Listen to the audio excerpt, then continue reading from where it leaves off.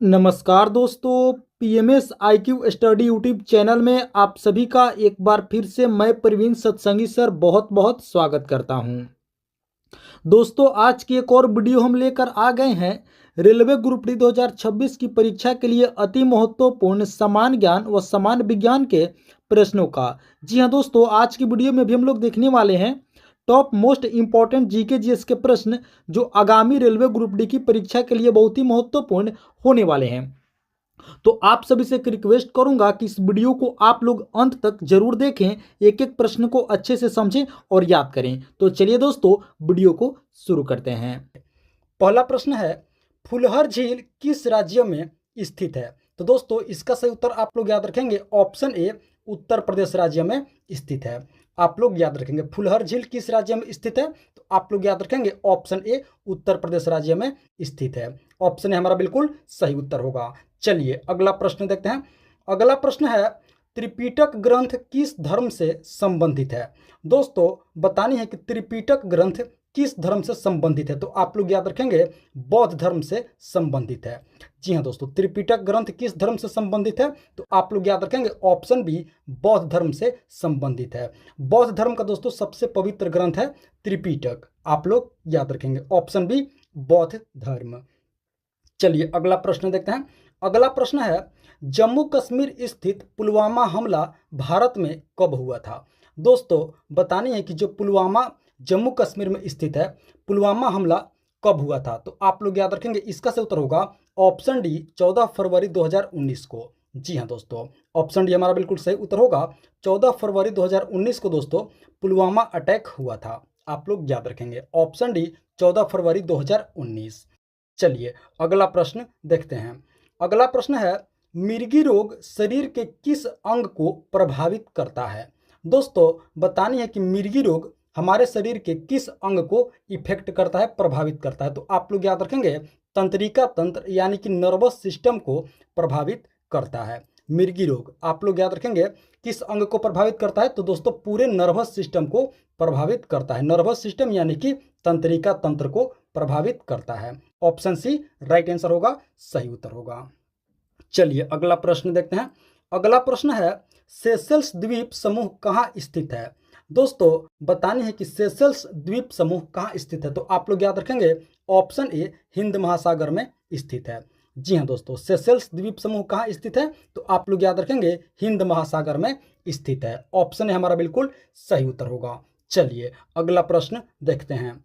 अगला प्रश्न है, सर्वाधिक चमकीला ग्रह इनमें से कौन सा है? दोस्तों, बतानी है कि सबसे अधिक चमकने वाला ग्रह इनमें से कौन सा होगा, चमकीला ग्रह इनमें से कौन सा है, तो आप लोग याद रखेंगे दोस्तों इसका सही उत्तर होगा ऑप्शन सी, शुक्र यानी कि वीनस।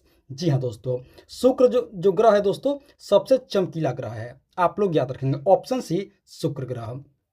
दोस्तों, इसका सही उत्तर क्या होगा, शुक्र। आप लोग याद रखेंगे इसे दोस्तों पृथ्वी की जुड़वा बहन भी कहा जाता है। आप लोग याद रखेंगे ट्विंस प्लैनेट भी इसे कहा जाता है। किस ग्रह को, तो शुक्र यानी कि वीनस को। सबसे चमकीला ग्रह भी यही है दोस्तों।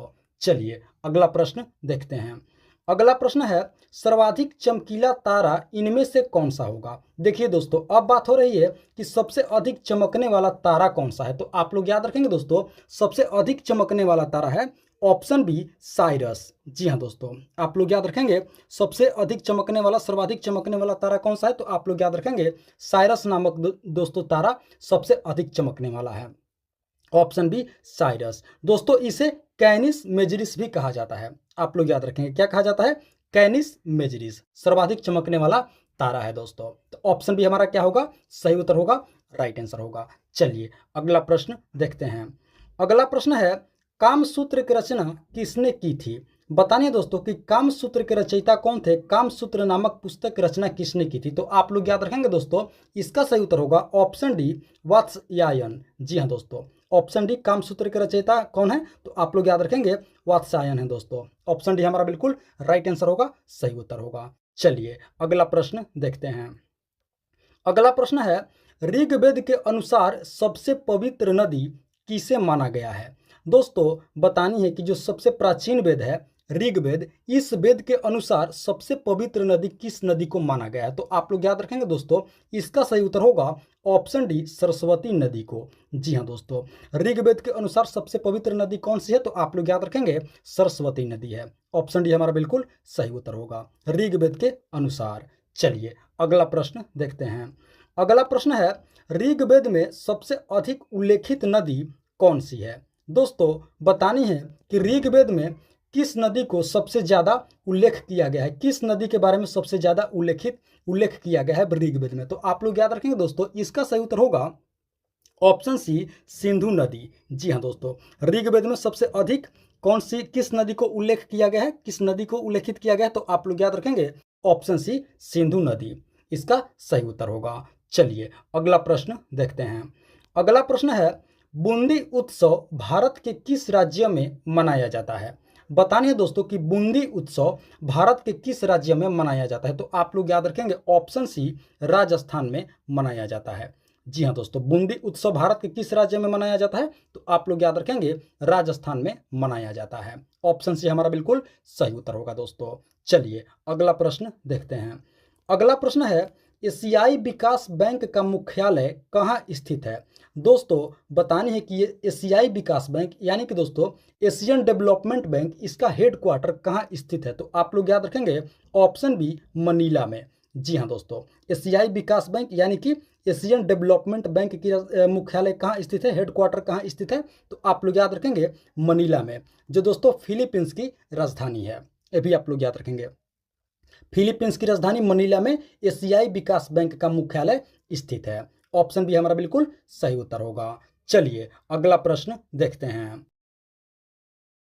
अगले प्रश्न से पहले दोस्तों आप सभी से एक रिक्वेस्ट करूंगा कि अभी तक आप लोग इस वीडियो को एक लाइक नहीं किए हैं तो दोस्तों वीडियो को एक लाइक कर देंगे। साथ ही साथ पीएमएस क्लासेज यूट्यूब चैनल पर आप लोग पहली बार विजिट किए हैं तो दोस्तों इस चैनल को सब्सक्राइब जरूर कर लेंगे और अपने दोस्तों में भी इसे जरूर शेयर कर देंगे। चलिए अगला प्रश्न देखते हैं। अगला प्रश्न है, कौन सा शहर अंगूर की पैदावार के लिए प्रसिद्ध है? बताइए दोस्तों कि इनमें से कौन सा शहर है जो अंगूर की पैदावार के लिए प्रसिद्ध है? तो आप लोग याद रखेंगे दोस्तों ऑप्शन ए, नासिक। जी हाँ दोस्तों, इसका सही उत्तर होगा नासिक, जो दोस्तों महाराष्ट्र राज्य में है। नासिक शहर अंगूर की पैदावार के लिए प्रसिद्ध है। आप लोग याद रखेंगे किस राज्य में है? तो महाराष्ट्र में। चलिए अगला प्रश्न देखते हैं। अगला प्रश्न है, विटामिन B1 की कमी से कौन सा रोग होता है? दोस्तों बतानी है कि विटामिन B1 की कमी से कौन सा रोग होता है? तो आप लोग याद रखेंगे बेरी रोग होता है। ऑप्शन बी इसका सही उत्तर होगा, विटामिन B1 की कमी से कौन सा रोग होता है? तो आप लोग याद रखेंगे बेरी नामक रोग होता है। चलिए अगला प्रश्न देखते हैं। अगला प्रश्न है, हिंदी भाषा को राष्ट्रभाषा का दर्जा कब दिया गया था? दोस्तों बतानी है कि हिंदी भाषा हमारी राष्ट्रभाषा के रूप में इसका दर्जा कब दिया गया था? तो आप लोग याद रखेंगे दोस्तों ऑप्शन सी, 14 सितंबर 1949 ईस्वी को। जी हाँ दोस्तों, आप लोग याद रखेंगे 14 सितंबर 1949 ईस्वी को दोस्तों हिंदी भाषा को राष्ट्रभाषा का दर्जा दिया गया था हमारे संविधान में। आप लोग याद रखेंगे 14 सितंबर 1949 ईस्वी को। और दोस्तों आप सभी को बता दें कि प्रत्येक वर्ष 14 सितंबर को ही हिंदी दिवस भी मनाया जाता है। ये भी आप लोग याद रखेंगे, प्रत्येक वर्ष 14 सितंबर को प्रत्येक वर्ष हिंदी दिवस मनाया जाता है, क्योंकि दोस्तों इस दिन हिंदी भाषा को राष्ट्रभाषा का दर्जा दिया गया था। आप लोग याद रखेंगे। चलिए अगला प्रश्न देखते हैं। अगला प्रश्न है, पुलित्जर पुरस्कार किस क्षेत्र में उत्कृष्ट योगदान के लिए दिया जाता है? दोस्तों बतानी है कि पुलित्जर पुरस्कार किस क्षेत्र में उत्कृष्ट योगदान के लिए दिया जाता है? तो आप लोग याद रखेंगे दोस्तों इसका सही उत्तर होगा ऑप्शन डी, पत्रकारिता के क्षेत्र में। जी हाँ दोस्तों, पुलित्जर पुरस्कार किस क्षेत्र में उत्कृष्ट योगदान के लिए दिया जाता है? तो आप लोग याद रखेंगे पत्रकारिता के क्षेत्र में दोस्तों उत्कृष्ट योगदान के लिए पुलित्जर पुरस्कार से सम्मानित किया जाता है। आप सभी को दोस्तों बता दें कि इस पुरस्कार की शुरुआत 1917 ईस्वी में हुई थी। ये भी आप लोग याद रखेंगे कब हुई थी? तो 1917 ईस्वी में दोस्तों पुलित्जर पुरस्कार की शुरुआत हुई थी। किस क्षेत्र में उत्कृष्ट योगदान के लिए दिया जाता है? तो आप लोग याद रखेंगे पत्रकारिता के क्षेत्र में उत्कृष्ट योगदान के लिए यह पुरस्कार दिया जाता है, पुलित्जर पुरस्कार। चलिए अब अगला प्रश्न देखते हैं। अगला प्रश्न है, छऊ किस राज्य का एक लोक नृत्य है? दोस्तों बतानी कि छऊ किस राज्य का एक लोक नृत्य है? तो आप लोग याद रखेंगे दोस्तों, इसका सही उत्तर होगा ऑप्शन बी, उड़ीसा राज्य का लोक नृत्य है। जी हाँ दोस्तों, छऊ जो है उड़ीसा राज्य का एक फोल्क डांस है, लोक नृत्य है। Option B Orissa. चलिए अगला प्रश्न देखते हैं। अगला प्रश्न है, हेपेटाइटिस रोग शरीर के किस अंग को प्रभावित करता है? बताइए दोस्तों कि हेपेटाइटिस रोग हमारे शरीर के किस अंग को इफेक्ट करता है, प्रभावित करता है? तो आप लोग याद रखेंगे ऑप्शन बी, यकृत यानी कि लीवर को। जी हाँ दोस्तों, हेपेटाइटिस रोग हमारे शरीर के किस अंग को प्रभावित करता है? तो आप लोग याद रखेंगे यकृत यानी कि लीवर को प्रभावित करता है, इफेक्ट करता है हेपेटाइटिस रोग। चलिए अगले प्रश्न की ओर बढ़ते हैं। अगला प्रश्न है, गंगा नदी की कुल लंबाई कितनी है? दोस्तों इसका जवाब आप लोग हमें कमेंट करके जरूर बताएंगे। गंगा नदी की कुल लंबाई, इसका सही जवाब आप लोग कमेंट बॉक्स में जरूर करेंगे। चलिए अगला प्रश्न देखते हैं। अगला प्रश्न है, मंदिरों एवं घाटों का नगर किसे कहा जाता है? दोस्तों बतानी है कि मंदिरों एवं घाटों का नगर किसे कहा जाता है? तो आप लोग याद रखेंगे वाराणसी को कहा जाता है। जी हाँ दोस्तों, ऑप्शन सी हमारा बिल्कुल सही उत्तर होगा। मंदिरों एवं घाटों का नगर किसे कहा जाता है? तो आप लोग याद रखेंगे वाराणसी को कहा जाता है, जो दोस्तों उत्तर प्रदेश राज्य में स्थित है। चलिए अगला प्रश्न देखते हैं। अगला प्रश्न है, भारत का सर्वाधिक वनों वाला राज्य कौन सा है? दोस्तों बतानी है कि भारत का सर्वाधिक वन वाला राज्य कौन सा है? तो आप लोग याद रखेंगे ऑप्शन बी, मध्य प्रदेश। जी हाँ दोस्तों, मध्य प्रदेश राज्य भारत का सर्वाधिक वनों वाला राज्य है। ऑप्शन बी मध्य प्रदेश आप लोग याद रखेंगे। चलिए अगला प्रश्न देखते हैं।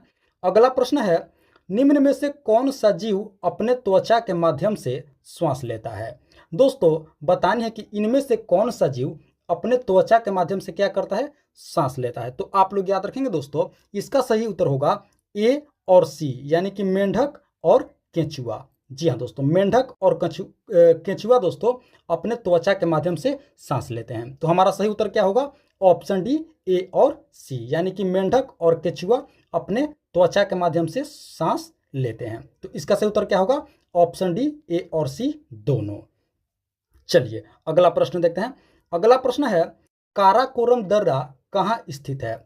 दोस्तों बतानी है कि काराकोरम दर्रा कहाँ स्थित है? तो आप लोग याद रखेंगे इसका सही उत्तर होगा ऑप्शन डी, लद्दाख में। जी हाँ दोस्तों, काराकोरम दर्रा कहाँ स्थित है? तो आप लोग याद रखेंगे लद्दाख में स्थित है। ऑप्शन डी इसका राइट आंसर होगा, सही उत्तर होगा। चलिए अब अगला प्रश्न देखते हैं। अगला प्रश्न है, कांवर झील कहाँ स्थित है? दोस्तों बतानी है कि कांवर झील किस राज्य में स्थित है, कहाँ स्थित है? तो आप लोग याद रखेंगे इसका सही उत्तर होगा ऑप्शन बी, बिहार में। जी हाँ दोस्तों, कांवर झील कहाँ स्थित है? तो बिहार राज्य में स्थित है। ऑप्शन बी हमारा बिल्कुल राइट आंसर होगा, सही उत्तर होगा। चलिए अगले प्रश्न की ओर बढ़ते हैं।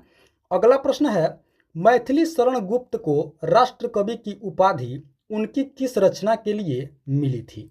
दोस्तों बतानी है कि मैथिली शरण गुप्त को राष्ट्र कवि की उपाधि उनकी किस रचना के लिए दी गई थी? तो आप लोग याद रखेंगे दोस्तों ऑप्शन ए, भारत भारती। जी हाँ दोस्तों, इसी रचना के लिए मैथिली शरण गुप्त को राष्ट्र कवि की उपाधि दी गई थी।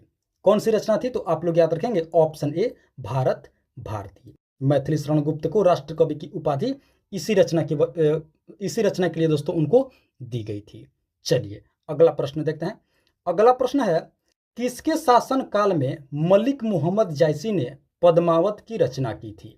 दोस्तों बतानी है कि पद्मावत की रचना किसने की थी? तो सबसे पहले आप लोग याद रखेंगे मलिक मोहम्मद जायसी ने। अब बतानिए दोस्तों कि किसके शासन काल में मलिक मोहम्मद जायसी ने पद्मावत की रचना की थी? तो आप लोग याद रखेंगे ऑप्शन डी, शेर शाह सूरी के शासन काल में। जी हाँ दोस्तों, शेर शाह सूरी के शासन काल में मलिक मोहम्मद जायसी ने पद्मावत की रचना की थी। ऑप्शन डी आप लोग याद रखेंगे, शेर शाह सूरी। इसी के शासन काल में किसने पद्मावत की रचना की थी? तो आप लोग याद रखेंगे मलिक मोहम्मद जायसी ने।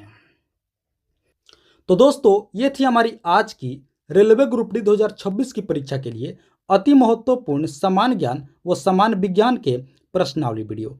आशा करते हैं इस वीडियो को आप लोग अंत तक जरूर देखे होंगे, एक एक प्रश्न को अच्छे से समझे होंगे और याद भी कर लिए होंगे। तो आप सभी से एक बार फिर से रिक्वेस्ट करूंगा कि अभी तक आप लोगों ने इस वीडियो को एक लाइक नहीं किए हैं तो दोस्तों आप लोग इस वीडियो को एक लाइक जरूर कर देंगे।